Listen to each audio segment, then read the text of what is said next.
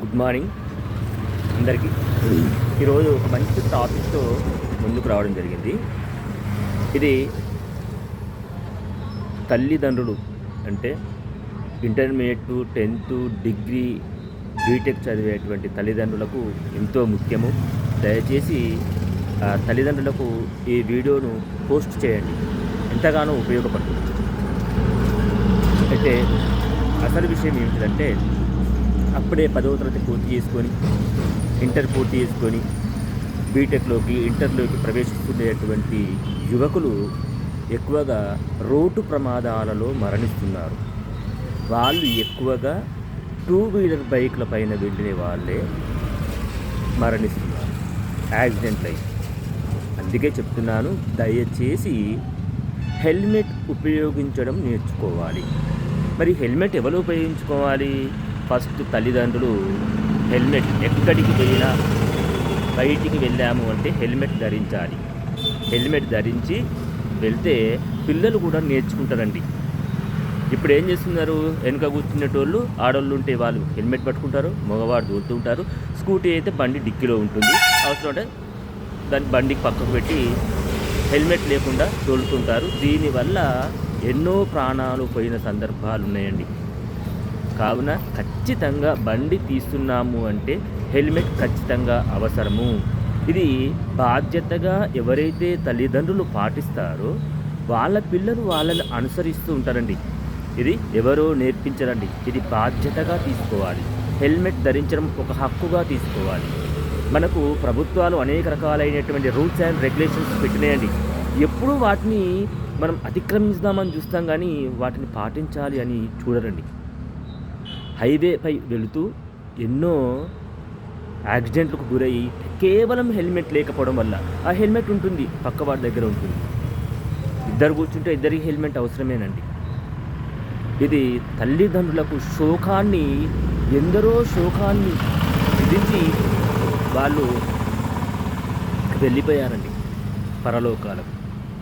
కానీ ఇక్కడ ఒక బీటెక్ చదువుతున్నటువంటి విద్యార్థిని, అంటే దాదాపుగా 19-20 సంవత్సరాల పిల్లవాడిని పోతే ఆ తల్లిదండ్రుల యొక్క శోకము వర్ణనాతీతంగా ఉంటుందండి.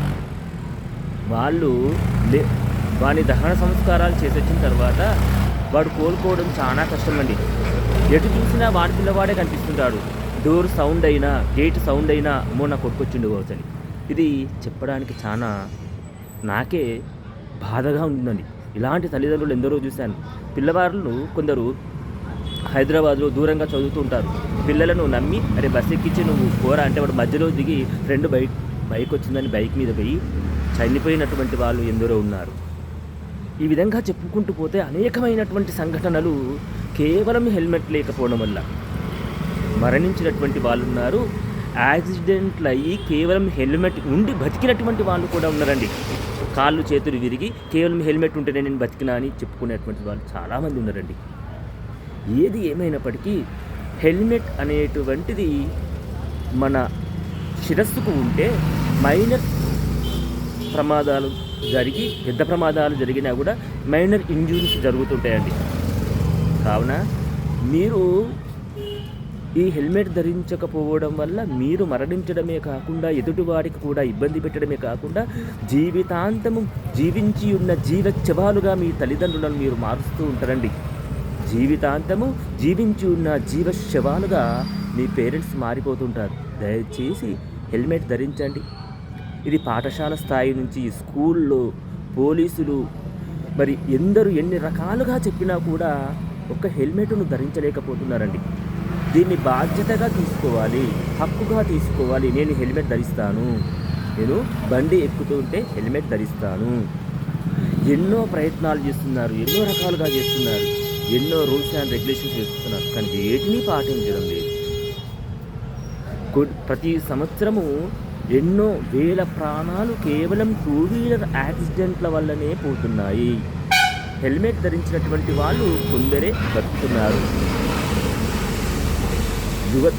యువత ఎన్ని విధాలుగా నాశనం కావాలో అన్ని విధాలుగా కావడమే కాకుండా ఈ యాక్సిడెంట్ల రూపంలో తల్లిదండ్రులకు దుఃఖ శోకాన్ని విధిస్తున్నారు. దయచేసి ప్రతి ఒక్కరూ హెల్మెట్ ధరిస్తాం, ఈ రోజు నుంచి నేను ధరిస్తాను అని ప్రతి ఒక్కరు ప్రమాణం చేసుకొని ఆత్మవిమర్శ చేసుకొని మీ పిల్లలకు మీరు మంచి భవిష్యత్తునివ్వాలండి. మీరు ఏం లేదండి, యాజ్ ఏ పేరెంట్స్గా మీరు హెల్మెట్ ధరించడం ప్రారంభించండి. వెనక కూర్చున్న నీ కొడుకు కూడా ధరిస్తాడు. Thank you.